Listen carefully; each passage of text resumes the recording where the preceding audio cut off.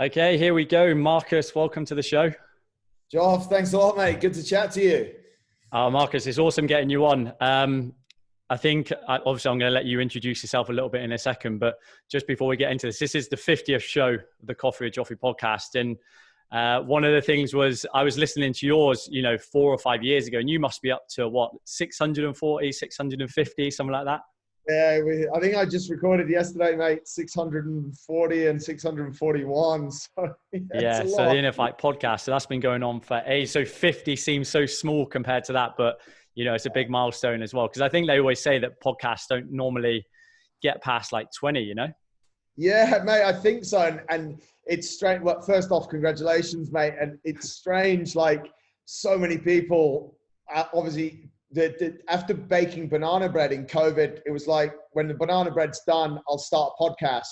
And they won't get past 20, mate, because as you've seen, you've got to 50. Congrats. It's amazing. There's quite a lot of hard work and finding guests, putting together shows. It's not, some days, mate, I think I just blab on the mic, but a lot of days we're actually trying to give value. So hats off to you, mate. You've done well. Yeah, that's awesome. And I remember I said to you when I started it, hey, I'm going to get you on the 50th show. And here we are now. So You did, mate. And then literally you messaged me the other week and you're like, do you remember? I was like, yeah, I remember. We'll do it. Yeah. Awesome, Marcus, do you want to just give yourself a little bit of an introduction to the listeners?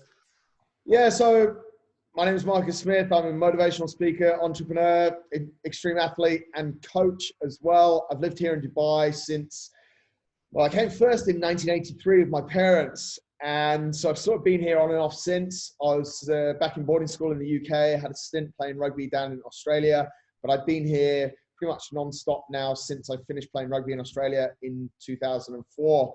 When I came back, I worked for Adidas for quite a long time. I did 5 years with them, some other brands, and then I finished up with Nike into 2009, 2010. Meanwhile, and this is what I do today, I'd founded my fitness business, Inner Fight, which started really just by helping one of the rugby players lose a bit of weight in 2004, 2005. And it quickly grew. It's when CrossFit was kind of, if we're allowed to say that word, it's when CrossFit was sort of picking up and this new way of training and just lads training together. And it was really conducive to the rugby environment. And people were like, yeah, there's something good here. And I was like, yeah, there's something good. And in 2008, we formed the brand. And then in 2010, I made it my sort of job, if you like, mate, just helping people. And of course, it was very risky at that time. I was in a great job with Nike. I was making decent money, very decent money, but I wasn't overly happy, mate. And I was like, oh, I'm going to give it a shot. The corporate world will always be there. And yeah, 10 years later, we're going good. We've started another business as well, which is Smith Street Paleo, which kind of really complements the fitness business, which my wife is an amazing cook. And she actually has a full story about how her body was kind of transformed through paleo eating. And I like to run and do extreme challenges, mate. And that's probably, I don't know, well, that's probably what I'm better known for, doing stuff like that. So that's kind of me, mate. But my vision is just help make people better. And I just love working with people. I worked with you a little bit, sort of 3 or 4 years ago, just figuring out how to help people get better. There's no magic wand. There's a lot of techniques and stuff, but human behavior is absolutely incredible and motivation's incredible. And I'm just enjoying my journey personally and trying to help others. So that's kind of me. Yeah, that's awesome. And we'll get into more of like the challenges and obviously like I've titled this one Unlocking Your Motivation as well in a minute. But I think, when I came to you and we worked together, it must have been 3.5 years ago now. For me, it was more like, I guess I've been in Dubai, Abu Dhabi 7 years now. So probably Inner Fight was still fairly new then. And, just looking around at the fitness market, I could see that you had something special there. And I was just fascinated about, your branding and your philosophies and methodologies behind what Inner Fight was. And I guess that's one of the things I want you to talk a little bit about today. And I guess we can start with like your motto, obviously all over your t-shirts, all over your hat is show no weakness. And I just wanted to know, what does that mean for for someone looking at that? Yeah, it's interesting, mate, because when we formed the brand, I'll go to the brand story. So it was literally, we were working out with these lads and I would just write a new workout every day, literally constantly varied to the, no one knew what they were doing. We had the sports science sort of backgrounds, but constantly varied was the trend. So the more varied you could be, the more at that point, because it hadn't been proved otherwise, you were going to be successful. And so I had a load of workouts, and one of the lads said to me, you should write a book with all this stuff. And I was like, no one's going to read books. Let's put it on a website. And of course, if you put it on a website, you need a name. And we're thinking about it. And mate, it literally got to a point. It's like, we always have these great ideas when we probably don't need them. But when I actually sat down, I was like, right, I need a brand name. I couldn't think of one. And I was this close, mate, because I was sat on a street in the Greens, actually. I used to live in the Greens, and it was like Street 4. I was like, I'm just going to call it Street 4 Training. And I mean, just imagine, mate, if it was called Street 4 Training. And it was literally the next morning, I picked up one of the guys that I used to go to the gym with, and he was like, mate, it's the war in your mind. And literally within 30 seconds, mate, from him being in the car, we'd formed in a fight. And then I was like, we need a tagline. I'm a marketing guy, worked in sports, need a tagline. And it started out, and this is why it's important, the backstory, mate. Sorry to blood, but it's important, the backstory. We started out with the journey of fitness. So underneath it was endure, conquer, achieve.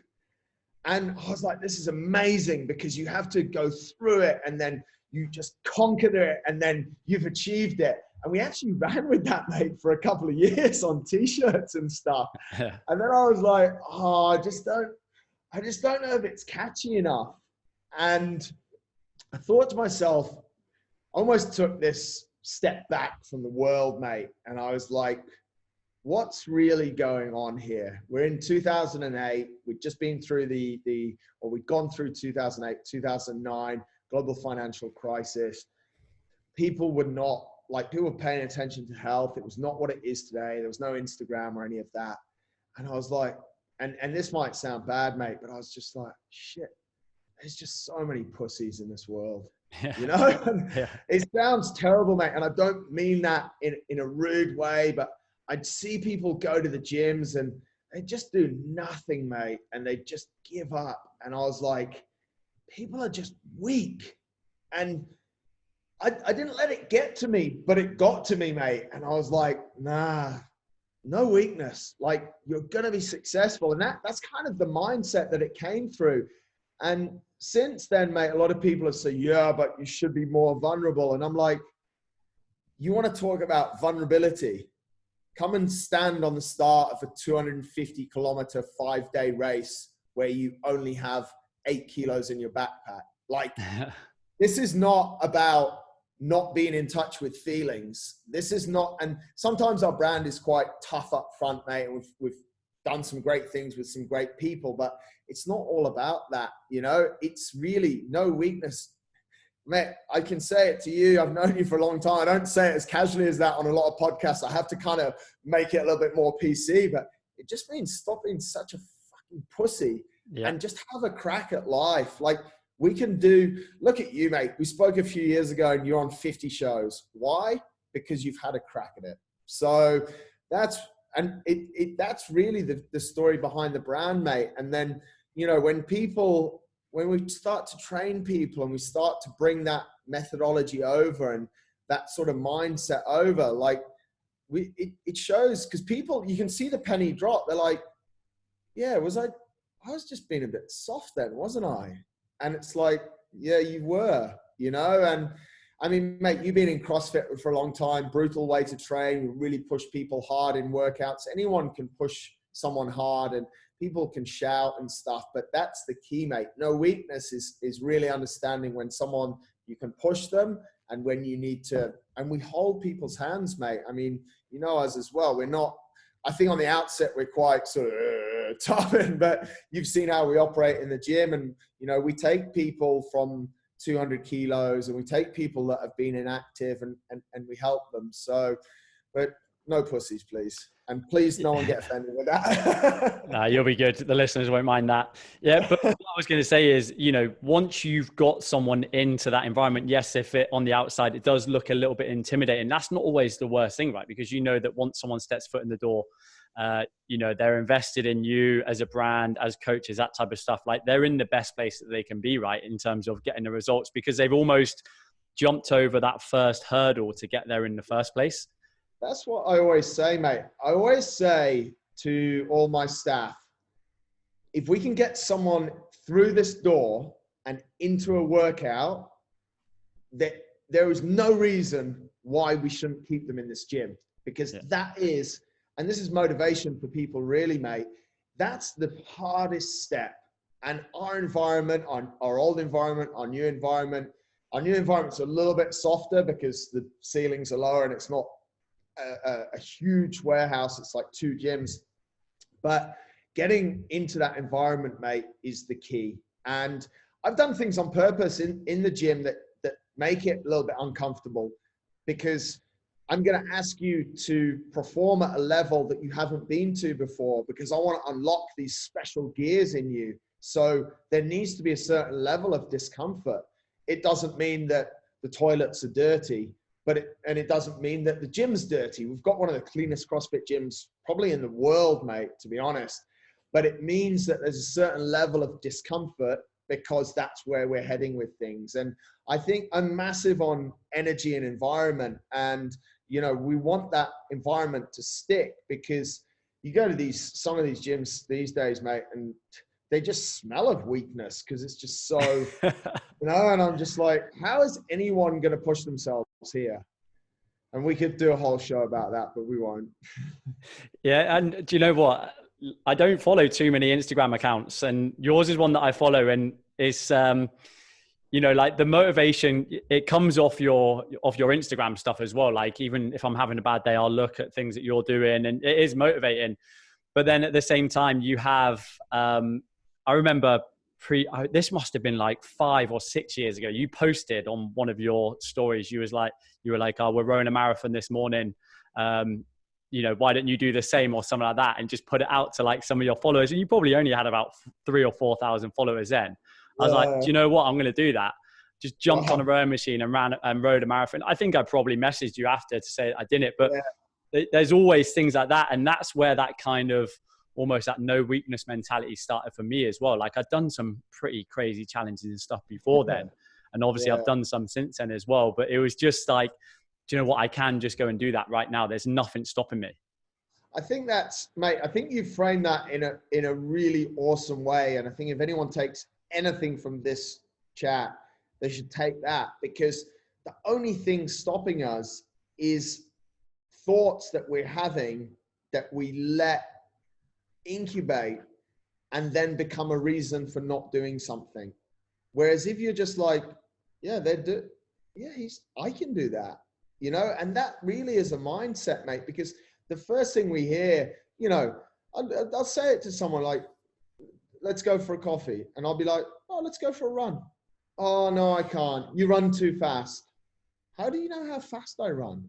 You know what I mean? And how do you know that I wouldn't be ready to walk with you because I want to spend that time? We start with these thoughts, mate, and we just turn them into excuses. And that's also a testament to you, mate. Like, I remember when you did your massive row as well. It's just, some days you said, I'm just cruising. Just sat there, but you're doing it. And I think we've been given these bodies, like, let's not just wait or look for excuses.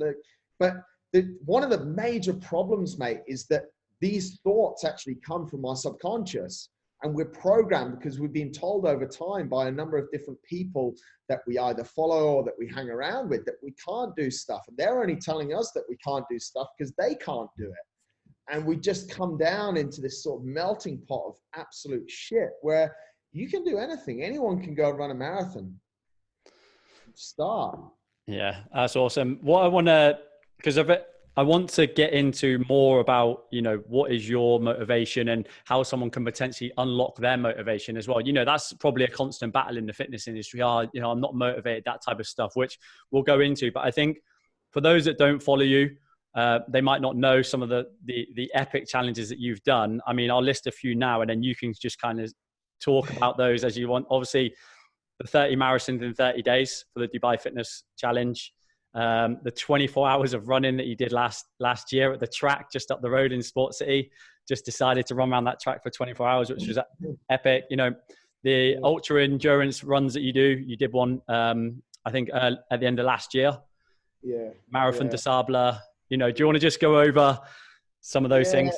I mean, mate, it's interesting, Geoff, because I obviously played rugby for a long time, and as my rugby career was coming to an end, the fitness and inner fight was became a brand, as I said, in 2008. And I had a lady, and this is a lot of where my motivation comes from. A lady came to me and she asked me if I could help her. She was going to run an ultra marathon. And honestly, mate, in 2008, 2009, I knew what an ultra marathon was, but I had no real clue about that part of society sort of almost existed, mate. And I was like, can you tell me about it? And she's like, yeah, it's 240 kilometers over 5 days. And I was like, it's what? And I started to listen, and I said, this sounds amazing. I said, I can probably help you with the nutrition standpoint and strength and conditioning, but I don't really have any experience in these races. So if you're willing to help me learn more about it, then I'm willing to help you. And she said, yeah. She said, the running side, I've got a coach. She said, I need strength and conditioning, I need nutrition. I said, well, it's perfect, but I want to really learn it. And we know it, mate. Teachers at school that we respected the most were the ones that did stuff. And always, I've helped people for a long time in my life. You have to lead from the front. And it was like, as soon as she sort of left the room, I was like, I've got to do one of these things. Yeah. You know, and at that point, man, I hadn't actually run a marathon. And in end of 2009, I retired from rugby, and I ran my first marathon in 2010. Crazy experience, but some feelings and emotions that I'd never felt before. And I was like, there's something special. I'd run a lot when I was a kid and at a high standard. And I'd always had a law with myself that I could just bang out a 40, 45-minute 10K all through my rugby career. And if I wanted to, I could run long. So when some days I'd just go and run 20K, and it was all like, it would hurt for a few days, but it was all good. And so that's kind of the backstory on it. And then I started looking around, and as you mentioned, mate, Marathon des Sables is labeled the toughest foot race on earth. It's a 250-kilometer race through the Sahara Desert. It's the OG of ultra running, multi-stage. So I entered it. And before I entered that, I entered a 300K single stage race down in Oman. And that was my first ultra, apart from some smaller stuff like 50K here. And mate, I failed, and I failed miserably. I got to about 150, 160K, and I was destroyed. It was about 60 hours in, full hallucinations, a whole other show in itself. And I fell asleep in the desert and woke up there like 8 hours later, no water, nothing, and got rescued like 3 or 4 hours later. And I was in this horrible state.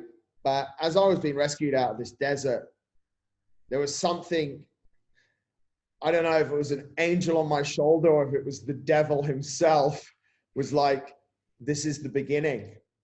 And it was this voice telling me that this is the start.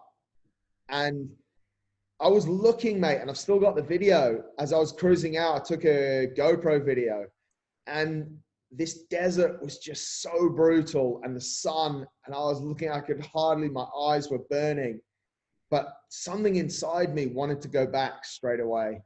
And that was really the start of my ultra journey. And they say, mate, when you get older, or there's two things to measure performance. One is how fast you can do something, and secondly is how long you can do something for. We're still on endurance sport, not the bedroom. But as you get older, your ability to go fast declines slightly. It's kind of historical, and it's scientific as well.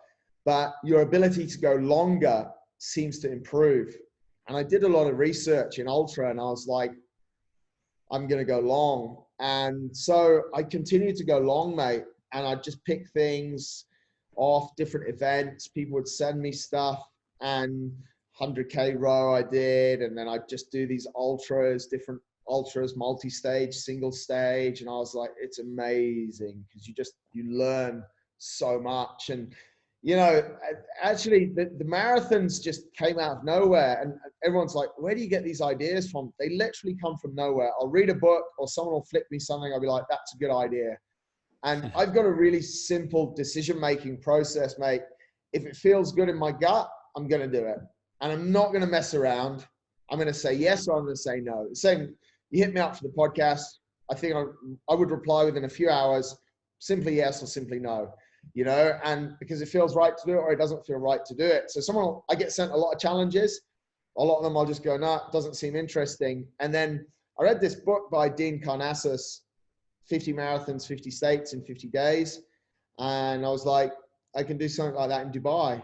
And Dubai Fitness Challenge 2018, I'd had a big crash at the start of 2018 where I pretty much nearly lost my life.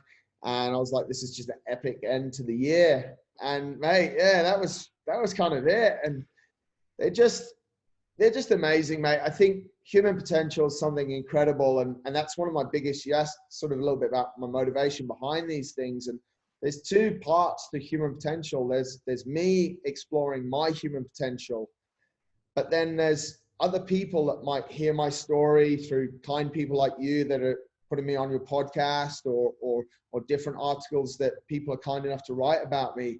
And someone is there might be one person that listens to this show and goes, yeah, that's right, what he said. And they might just go out for a run. Might happen. And if that happens, then you and I have done something today to help others have a great life. And that's something that I take a lot of pride in, mate. And I think is super important. And it's one of my biggest motivations to continue to do the challenges that I do. Yeah. And I think, you know, just looking at the 30 marathons in 30 days, it was blindly obvious, you know, how much of an impact it had on other people as well. You know, you were posting on your story and there was quite a lot of like coverage around it. And I came and ran with you one of the days. I think I ended up running 21K, which is probably one of the furthest that I've run because, you know, I just haven't run those distances before. And the fact that I got up, I think it was like 4:30 to drive down to meet you. There's like 25 people down there, man. And some of them have been with you every day. You know, there's people all shapes, sizes, different ages. And it was just, you know, that kind of spanned across the whole of Dubai, right? With the challenge, which is what it's supposed to do. Yeah, it was wild, mate. It was just, I think you mentioned it before, like you said something about my Instagram. And I think like before that I had like 5,000 or 6,000 followers. I remember being in a meeting with Volvic because I became a brand ambassador for Volvic in 2017. And I was like, why do you guys want me? You know, like, and they're like, well, listen, we don't want you for your Instagram followers. You've only got about 5,000. I was like, okay, cool. And yeah, and suddenly, mate, I don't give a shit how many Instagram followers I have. Obviously, the more you have, the more you can do different stuff with brands and get clients and all of that. Super nice. Don't get me wrong. But the point is that literally through those 30 days, I must have gained about 10,000 followers. Yeah. And I was like, I'd wake up in the morning, mate, and I'd have like 50 direct messages. And literally I was either running, speaking to the media, or replying to messages on my phone for 30 days. I hardly did any work. It was mayhem. But what it was able to do, mate, and that's what was so motivating and so powerful for me was, you said it, like you ran 21K. There was always 20 or 30 people. I think like the biggest school that ran with me, I had about 2,000 kids running 2 kilometers with me. And it goes back to what I was saying, mate. Some of those kids are going home motivated to run. And sadly, mate, some of their parents are morbidly obese. And those kids, by their parents making those selfish choices in life, those kids' chance of success in a number of areas in life is limited. So the fact that I struggled my ass up Hesse Street in like 38 degrees to get to, I remember, mate, I got to Gems World Academy and they have some really strong athletes. And that's where there was about 2,000 kids running with me. but we had to do 2K on the track, and it was the last 2K. So I've run 40K, last 2K. I've just run like 8K up Hester Street. It's absolute mayhem. Day 22 or something. And these kids want to run full gas, and they're like triathletes. And we're running at like 4:15 a K. And I'm like, oh my God, you're killing me. And I said to Tom, I was like, mate, what's going on? He goes, you're going to have to pick it up, mate. And I'm like, what do you mean we're going to have to? Like, we ran the last 400 at like 3:15 or 3:30 a K. And I was dead, mate. I took like 5 or 10 minutes, and they asked me to make a speech and stuff. I said, I just need some time. But the impact that has on those kids, my suffering, the impact that has on those kids, honestly, mate, it makes everything worth it. To me, it's so powerful, and it's so motivating, you know, and if they go home and, you know, some people might say there's a little bit of a stereotype about morbidly obese parents. I know not all parents are morbidly obese, but some of them are. It's just stats. And that could spark a change, you know. And I since got messages from people's parents as well. You went to my son's or daughter's school. Thank you. It's inspired the whole family. And I'm like, wow, that's really powerful. That's cool. Yeah, it's something that I don't ever take for granted. I never abuse. Always try and stop and talk to kids. I don't get it anymore, but for about 6 months after, I'd go to Spinneys or Carrefour, and there'd be kids, and they'd be like, the marathon man. I'd be like, Holly would be with me, and she goes, well, this is embarrassing. And I'm like, yeah, I don't really know how to act. That's brilliant. All good fun. Mate, I guess like for me, obviously, though, like we just spoke about, like the awareness that it got, and, you know, impacting different people's lives, and even on the Burj Khalifa, which must have been like epic. There's also, I think for me, like secretly, I like those, you know, like you mentioned the 100K, you know, 1,000 burpees, you know, obviously it's a big challenge, but just going up, and there was a little bit of, you know, promotion around it in terms of the 24-hour run around the track. But I just love that style of like, just, yeah, people are going to find out about it. It's good for them, but you're just there because you just want to have that focus. Yeah. Yeah, it's interesting, mate, because I guess there's certain people that think I do these things because of the Instagram followers and because of the media. And that also goes back to what I was saying. They use that as an excuse because they can't, you know. And I want to give you an example. At no point during any Hurt Locker do you ever think about the media. Like when I'm suffering, I never think, this will be okay. They're going to put me on the front page of the newspaper. This will be, just get through this. You'll be on Burj Khalifa. I never think about that, mate. Like when I was going to the schools, I was like, at kilometer 30, how am I going to get to this school? I've got 200 kids waiting to run around their school with me. Head down and go for it, mate. So I think that's a little bit about maybe the way I've been brought up. I just, yeah, it's just me, mate. And I'm doing an experiment on myself. I'm trying to see what I can do. I want to make my family proud. Like Holly she does put up with a lot, mate. I'm incredibly selfish. She hasn't had to for the last 4 months because she's been in Australia and I've been here. Yeah. But you know, I'm very selfish, mate. I don't think it would be like, sometimes it is my way or the highway. And, you know, when we met, I was playing rugby, and she's just so bought into that, and she supports me. She lives her own life.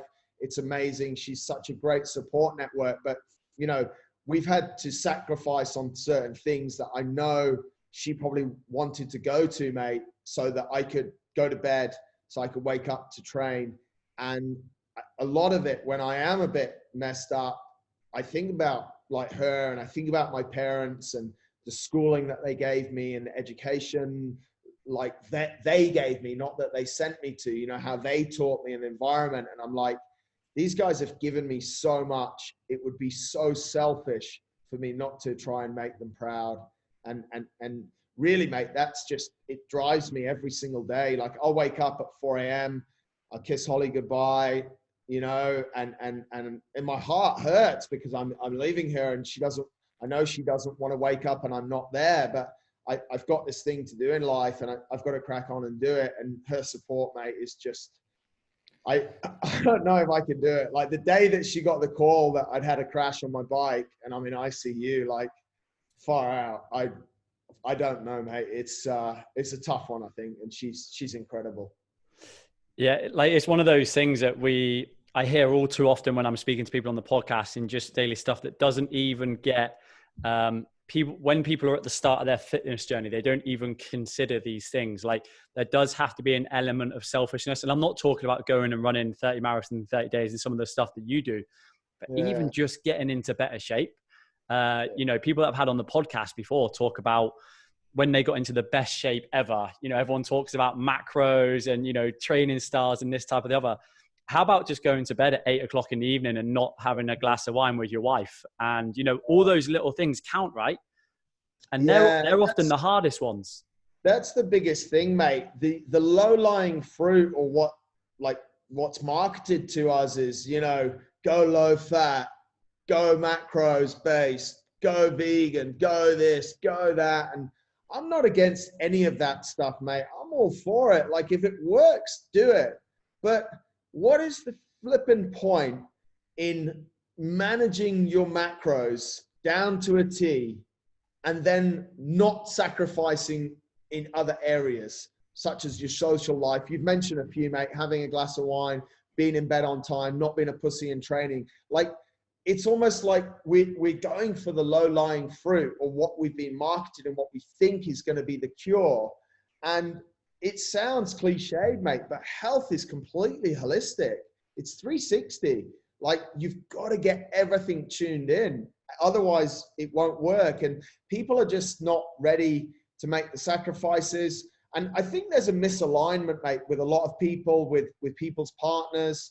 People are not aligned in what they want. And that's why we have people not performing optimally, and I'm not sure if this is Jerry Springer, but like not happy marriages, because, you know, suddenly you want to do all of this stuff, but she's bought into something else because you used to be a party boy going on holiday and this, that, and the other, and you sold her this dream, and now suddenly you're a teetotaler, blah, blah, blah. And you haven't actually sat down and had the conversation and gone, listen, sweetheart, that party, that yacht, this, that, and the other, it's cool, but it's not for the long time. Do you fancy turning onto a new page? And these are really difficult conversations, mate. Like, I'll come home with ideas or something, and, you know, we'll sit at the table that I'm sat at now, and Holly will serve up some dinner. She cooks every night. It's amazing. I've missed that as well. And I'll be like, so I've got a new challenge, you know, and we have to talk about it, mate. And there's different reactions, and, you know, some challenges she'll just, I need her approval, mate, because we're in it together. And some challenges are a difficult conversation to have. She wants to know what the sacrifice is, what holidays we're going to miss, what I have to do to my body. Like, and she hates to see me, I'm sure, like your wife, mate, they don't want to see us in pain. We don't want to see loved ones in pain, you know. And but we have to have those conversations, mate, because if I don't get her buy-in, it's brutal. You know, I would not, if she turned around to me and said, Marcus, please don't do this, I have to not do it, mate. And I have to respect that with her. So we're a team, and everyone that's listening, like, you've got people on your team. Those of you that aren't married, you've got these people. They're your friends, family, mentors. You've got to treat them with respect. You've got to have those conversations, because when it gets shit, you need to feel emotions. Like, it's super important. Like, I'm just going to bring this up just because, obviously, when I did my 1,000,000-meter row, I asked you to program for me, which was obviously massive in terms of getting the kilometers in that I needed to. But just a funny story. Well, not so funny, but Grace, my wife, she, you know, people would ask her about, you know, how was it for you? Do you often, and like the actual 10 days of the challenge was like, yeah, whatever, like fine. But then I remember there was a half term before, maybe like 3 weeks before, and you'd programmed the whole week of training for me. And listen, it wasn't going in and rowing 5K. It was rowing marathons, this, that, or the other. And, you know, I was on it. So I was going in and doing it. And Grace always jokes about how she's a teacher, right? So she only has her half term, and she's like, you sat on a rowing machine the whole time. So that's definitely, if I go into some more longer distance challenges and things like that, one of the things I'll have to weigh up. Absolutely, mate. I'm actually surprised that she was so kind to me when I came to watch you rowing that day. I didn't realize that was during the half. She even spoke to me, and I think she offered me a cup of coffee and a brownie, if I remember right. Yeah, she's like, we missed a holiday for this. Oh, Mate, I don't want to take up too much more of your time. Just last one that I want to go over. Maybe you've just got some basic everyday kind of, listen, we're not trying to live necessarily your lifestyle, but if there's some things that you talk to your clients about, talk to some of your staff about, just basic everyday tips that you have. I think that's a really, really good question, Joff, because there's a lot of, we spoke before about low-lying fruit and what's marketed to us, but there's a load of really simple things. And I don't feel, I've got myself cut out pretty well. Like, I've engineered things to make my body work well and my mind work well. And I'm going to share them with you guys, but you guys have to figure out what works well for you. So I think the easiest thing here, mate, is checkpoints that I have throughout the day. I'll never press snooze. I'll set my alarm. All my alarms are 1 minute before. So if it's a 4 o'clock wake up, it's 3:59. And there's a whole backstory on that. I'll always get up straight away. I'll never, ever snooze. And that for me, sets a tone for the day. The second thing I do is when I get out of bed, I do a full body scan. It's pitch black, but I ask myself how I'm feeling. And I think this is really lost on a lot of people, or not done enough. How do my legs feel? How am I moving? Like, I've got to walk to the bathroom. Like, how am I feeling in my body? And then I'll think about how I'm feeling mentally as I'm brushing my teeth. Other thing, which is, I think that's key, mate. It sounds so basic and people are like, what the hell is this guy talking about? But I think that's key. I also then kick it off, mate. And again, people are going to be like, I thought we were going to get some inspiring ideas here. But as soon as I come downstairs, 500 mils of water, then some reading just to wake my mind up. Some days I can't focus on the book. I'll put it down. Some days I'm there for 20 minutes. And then just some time in reflection, mate. That might be checking my phone. I don't have a problem with my phone. I have certain rules. It goes to bed at 7 o'clock at night in the kitchen. It doesn't come with me to the bedroom. If I feel like picking it up when I wake up in the morning, I'll pick it up when I wake up in the morning. That's fine. I will still try and do some reading, and I'll just have 15 or 20 minutes downtime, mate. I will also take part in some reflection and meditation throughout the day in various forms. And I think there's a lot of maybe negative thoughts around meditation. It's spiritual, it's religious. It's not that at all. It's sitting, thinking on your own.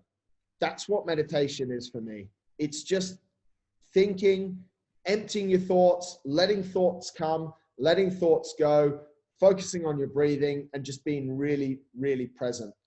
So they're really sort of my morning things and something throughout the day. Food-wise, mate, I think this is the biggest key as well. I've eaten paleo since about 2005. And to that end, I eat paleo. So that's the way I follow. I remove a lot of the decisions. Now I get delivery from my wife's paleo food company, so that's even easier. I don't stock the house with stuff, so it's not there. There's no temptation. I'm human like you, mate. If there's ice cream in the freezer, it's kind of talking to me sometimes. Like, I can have ice cream in the freezer for 6 months, and this is sometimes how shit it is. I'll be like, I put some ice cream in the freezer 6 months ago. Let's go and eat it. And obviously it tastes like shit because it's all got ice all over it. But I remove those temptations, mate. And I think one final thing that I think is super important, and I did a YouTube video about this last week, is my calendar is really anally put together. And my time for me to relax, to spend time with Holly, goes into my calendar pretty much first, mate. And it's color coordinated so I can see it. Because we need to commit time to working. People call it working out and working in. We need to commit time to working on ourselves. I think that's super important. Reading, chilling, listen to podcasts, spending time with friends, spending time in reflection. Put that in your calendar, and then put your physical activity in your calendar. But you'll know, mate, I've coached you rowing. We've worked together on a few things. The number one thing is, far out, guys, keep it simple. Like, just it, human performance and its very essence is very simple. I say this when I'm doing my challenges, when it gets messed up, I turn on this like primal mindset. Like, you've got to take it right back to basics. And the world right now is busy, we're distracted, and we're thinking about a million different things. We just need to, if we're in trouble, simplify. If you're not running right now, but you need to get fitter, who cares what splits you're running? Who cares what you're wearing, what shoes you're wearing, what you look like when you go? Just go. And the goal this week could be to go twice.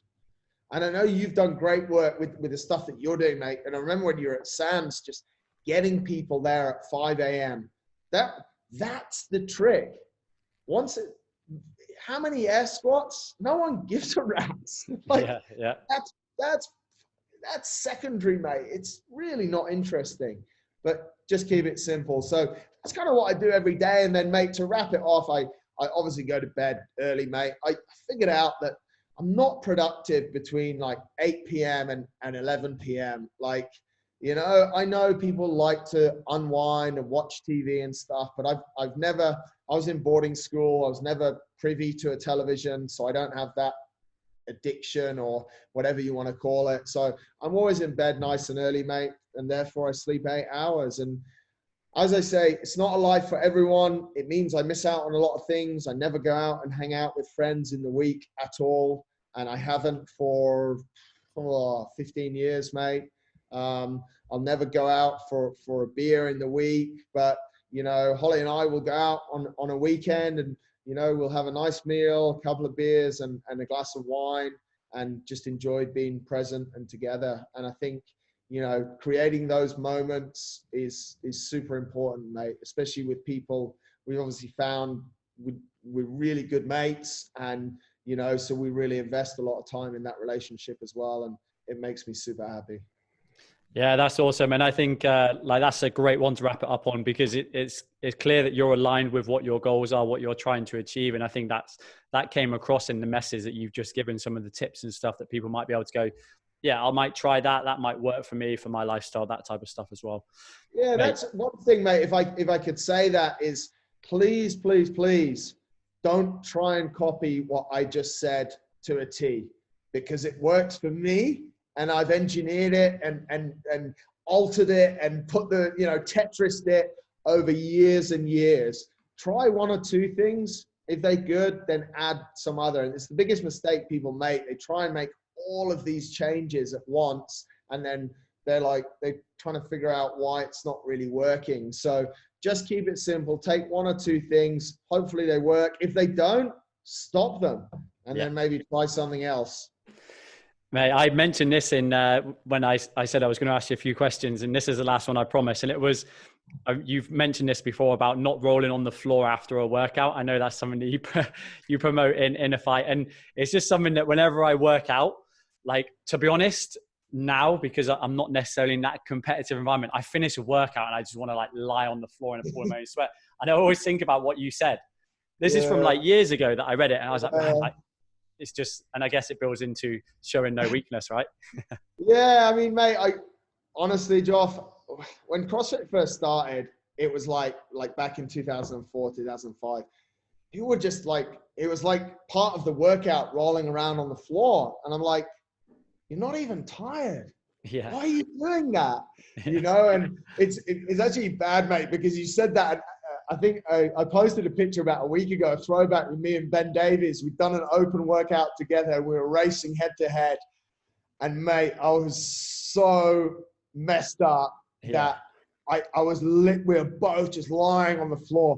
There's a certain time for it, but it goes back to sort of what we were saying at the top of the show there. Like, if you've really pushed hard, you're in pain. But most of the time, and I actually think I got it from Daley Thompson, mate. There's a picture of Daley Thompson at the end. Daley Thompson was a decathlete for Great Britain, super talented athlete, like 10 events is amazing.